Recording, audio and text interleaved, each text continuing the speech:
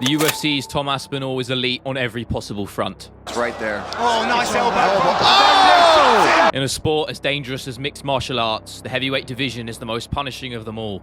With a gun. Oh, goes the win. A mistimed punch or kick can be the gravest of errors, but Aspinall leaves no stone unturned in ensuring he deals the finishing blow rather than receiving it. So he probably has an advantage. Oh, huge shot!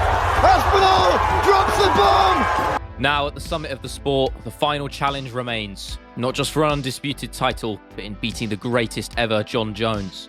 But Dana White's web of lies and half-truths has ensnared Tom, keeping him in a fighting limbo. Ideally, I want John Jones next. No. And we're not stripping John Jones either. You'll get your shot. Just wait.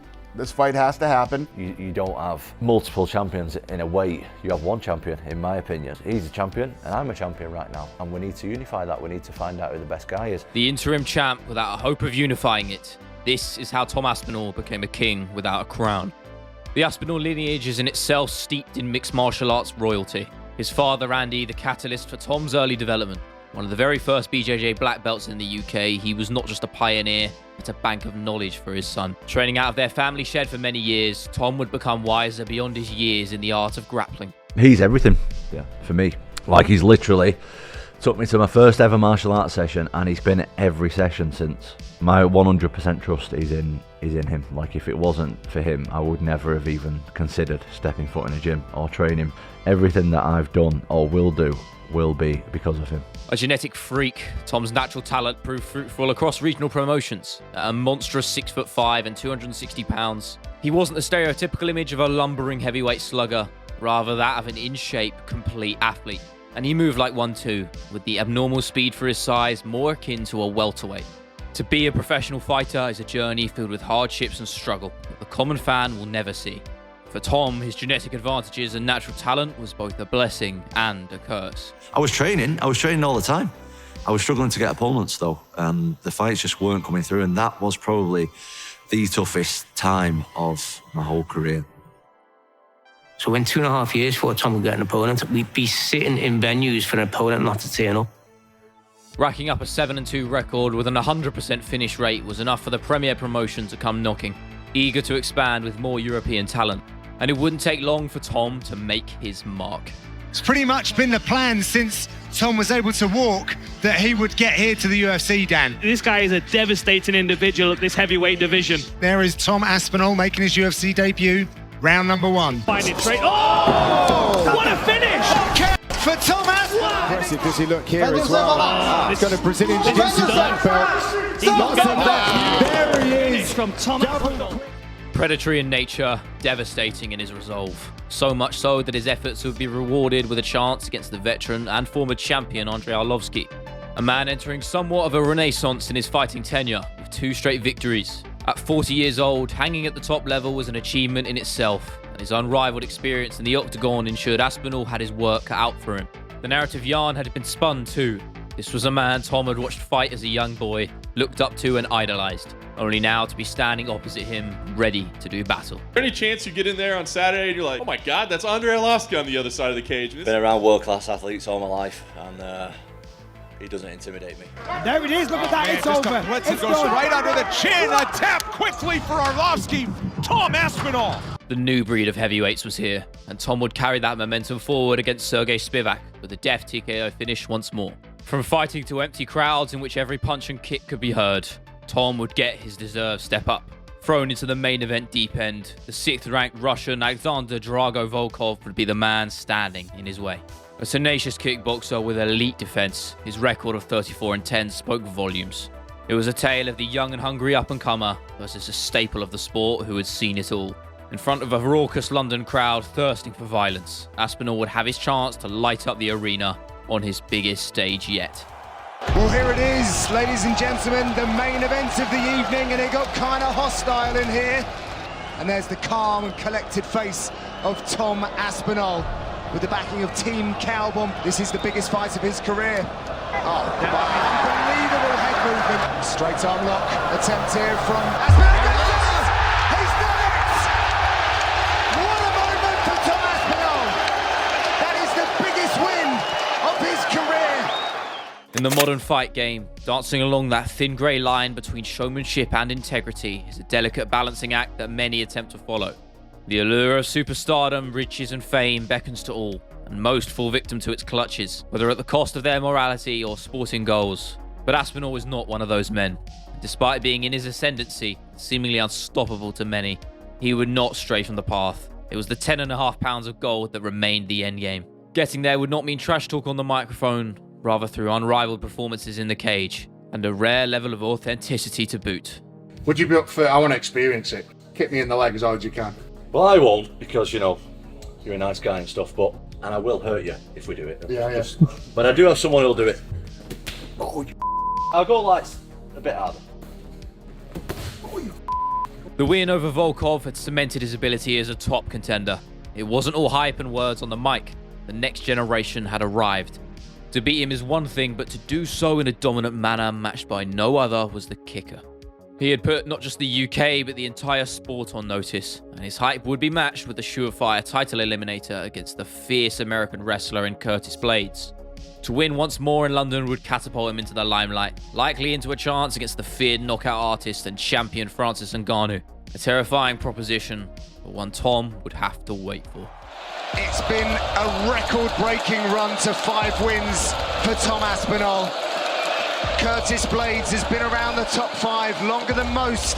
Can he slow down the Brit tonight? 5 5-minute rounds of action. I kicked him and my knee just locked up completely. Whoa! Oh, his knee's gone. Wow! His knee's gone. Oh. What a tragedy that is.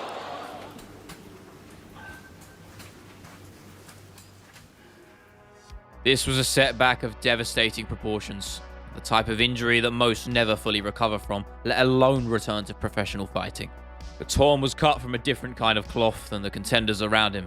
Perhaps it was a sign from the all-knowing MMA gods themselves. The UFC is no stranger to pushing hype trains full steam ahead. Very few are able to channel it, catalyze their performances to become superstars. Darren Till's journey up to a point was hauntingly similar, a young and hungry Englishman with seemingly unmatched striking. But when paired with the division's ruler, to fall and fail dramatically before spiraling even further. And will it be the night that Darren Till realizes UFC gold at just 25 years old? And he tapped out to Woodley! Oh! Tyron Woodley's landing. Darren Till not the tap and tight. That's the tap! Tyron Woodley, baby! The case of being caught up in the fanfare of the fight game, a path Tom simply couldn't afford to take. In this respect, the timeout in a way was a silver lining, a time for reflection on the journey and the destination. I think that like pre-surgery Tom Aspinall and post-surgery Tom Aspinall are like two pretty different people. I feel like I cut a lot of stuff out of my life that I didn't need. Like people around me are listening to people who I shouldn't be listening to, and people there wasting my time, and that didn't serve me becoming UFC heavyweight champion of the world. With Aspinall out on the sidelines for the foreseeable future, the game had changed. The world of MMA moves fast, and to be out of commission leaves a chance for those chasing the very same goal as you to stamp their foot down on the division's coveted prize. And the strap's recipient this time would be a familiar face to many. You want to talk about who's the baddest man on the planet? If John Jones and Tyson Fury are locked into a room, Game over. I'm pushing all my chips on black. The fight IQ of John Jones is absolutely ridiculous. I just watched him and go, man, that guy's good. John Jones, to me, is the greatest fighter that's lived. The vacation of the heavyweight throne by Francis Ngannou was the green light for consensus GOAT Bones Jones to finally stake his claim on the title. Facing former interim champ and Francis poster boy Cyril Gane, it was the same story John had faced many times before. The guy to finally beat him, they would all say. Moving up a division had raised some understandable question marks, but Bones had ran this race, and when at the top of his game was simply undeniable. He's making him carry his weight. Yes, that's important. Jones is just making him carry him. And he's putting pressure.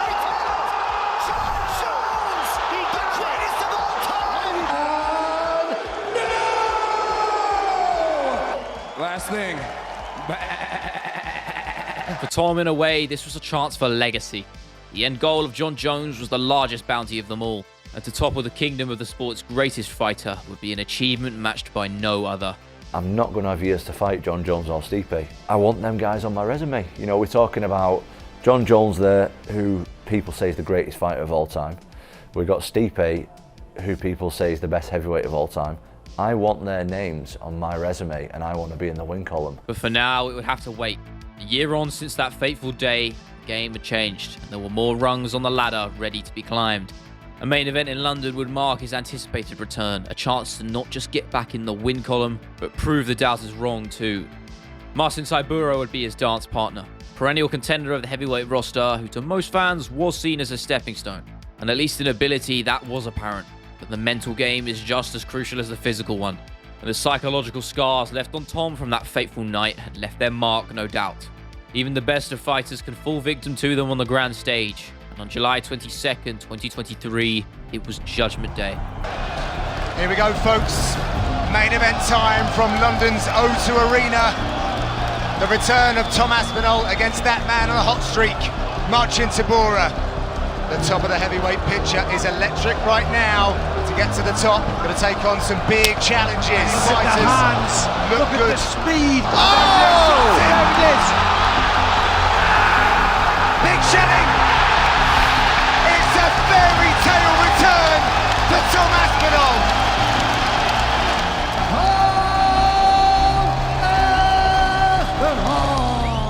The Englishman was back, putting the rest of the division on full notice once more.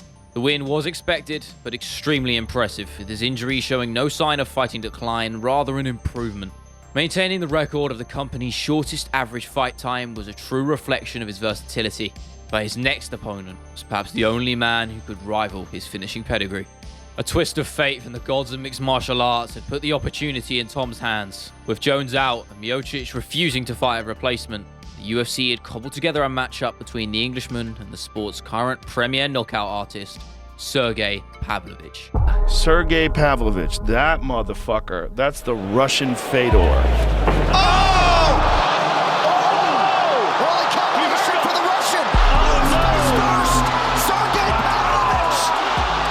His boxing is fucking tight. Very tight, man. Real power punches, excellent technique. Sergey Pavlovich, 17 up and 1 down. 6 straight first-round knockouts against the who's who of the heavyweight roster. Tom Aspinall was entering the lion's den against a stone-cold killer who knew nothing but the art of war. History would have a chance to be repeated once more. His mentor in Hall of Famer and legend Michael Bisping had once tread the very same path to become England's first ever champion. It was a chance that most would pass up on. The level of risk with a short camp and an opponent as fearsome as Sergey had the odds greatly stacked against him. Pavlovich himself had also been through a full camp as the backup fighter, but Tom was a man who would dare to be great at any cost, willing to risk it all for a chance at glory. The build-up did not entail a man fronting a brash and confident persona, rather the Englishman remaining true to himself as he always had been. From the streets of Wigan to the renowned Madison Square Garden of New York City, Tom had changed for no one. I'm not going to stand in the middle of the cage and have a shootout with him. Do you know what I mean? I'm not going to have a measuring competition with him. Both literally and figuratively, because he'll probably win both. You know what I mean? So the beauty of not just the octagon, but the primal act of fighting is that no one is spared. There are no excuses, no ways out. Bravado and trash talk can carry you all the way to the cage. When that door shuts, it is only you, armed with 2 fists and the will to win. Kick will pay dividends.